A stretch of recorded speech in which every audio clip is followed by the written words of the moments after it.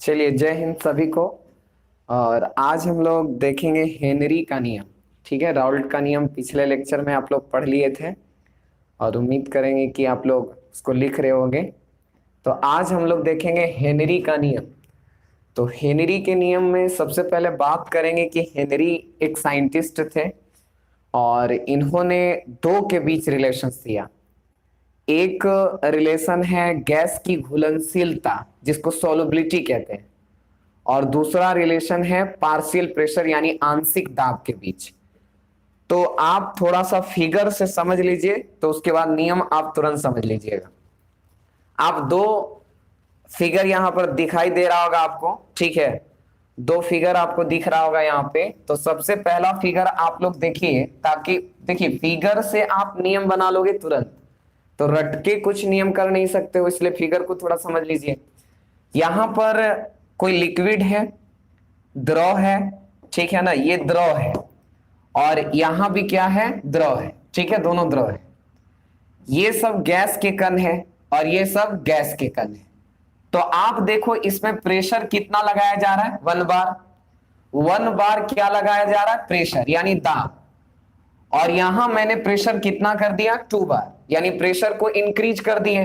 Pressure को क्या कर दिया गया, बढ़ा दिया गया।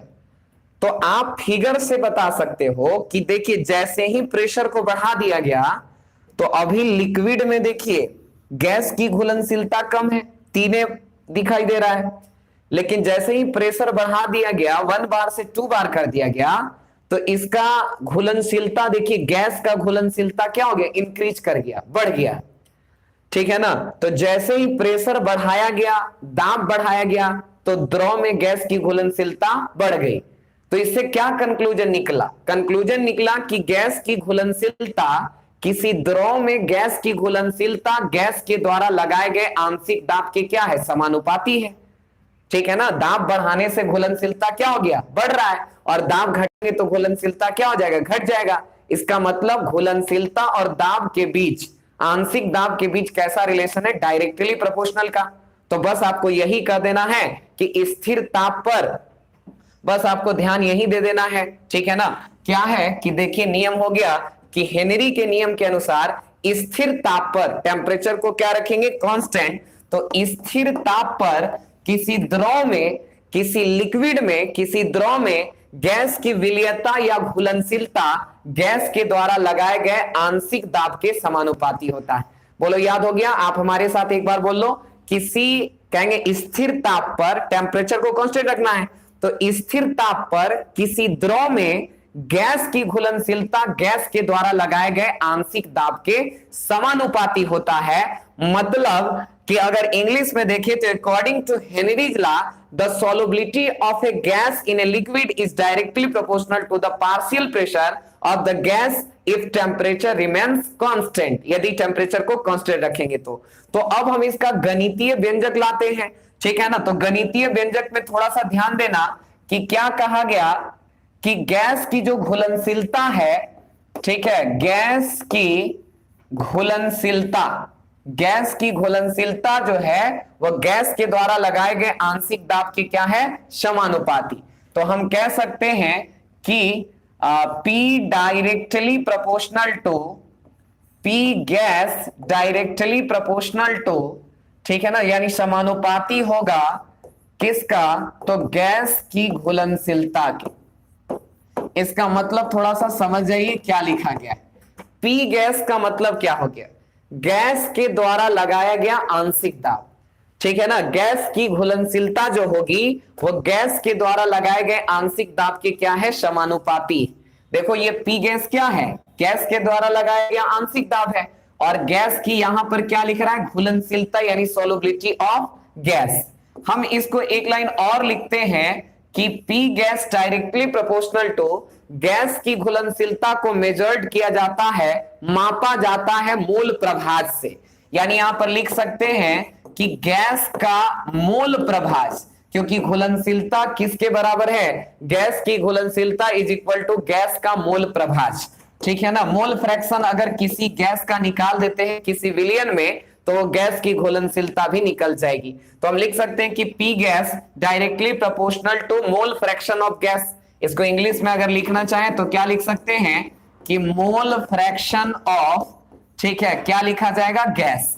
अब बताओ प्रोपोर्शनल साइन हटा देते हैं तो पी गैस, प्रोपोर्शनल साइन यानी समानुपाती का चिन्ह हटाएंगे और कांस्टेंट क्या देंगे, के एच। और यहां पर बताओ मोल प्रभाज को रिप्रेजेंट किससे करते हैं, एक्स से, और किसका मोल प्रभाज है, गैस का। तो फाइनली हमें मिल गया कि P gas is equal to K H into x. अब आपसे अगर इसमें पूछ ले कि पी गैस क्या है तो कह सकते हो गैस के द्वारा लगाया गया आंशिक दाब है। ये क्या है, तो गैस के द्वारा लगाया गया आंशिक दाब है, गैस के द्वारा लगाया गया आंशिक दाब है। बताओ के एच क्या है, तो के एच को हम लोग कहते हैं हेनरी नियतांक।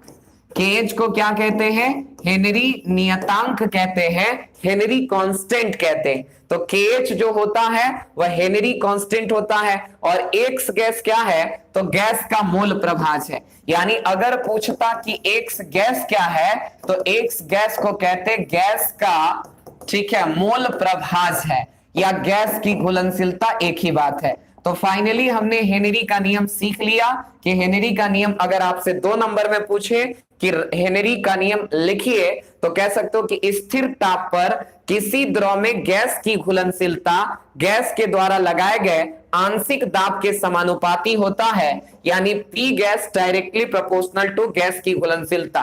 गैस की घुलनशीलता दाब बढ़ाने से बढ़ेगा, गैस की घुलनशीलता को हम गैस के मोल प्रभाज से माप लेते हैं, तो गैस का मोल प्रभाज निकाल दीजिए, घुलनशीलता निकल जाएगा। बताइए पी गैस ज्यों कहते हो, समानुपाती का चिन्ह हटा के कांस्टेंट के एच दे दिए और इसको रिप्रेजेंट कर दिए एक्स गैस से।